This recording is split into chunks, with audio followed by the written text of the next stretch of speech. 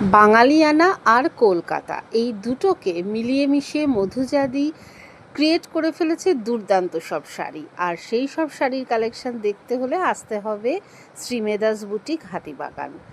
বাঙালিয়ানা মানেই লাল পাড় সাদা শাড়ি, আর কলকাতা মানেই দুর্গাপুজো, তার ঢাক এবং অবশ্যই হাতে টানা রিক্সা।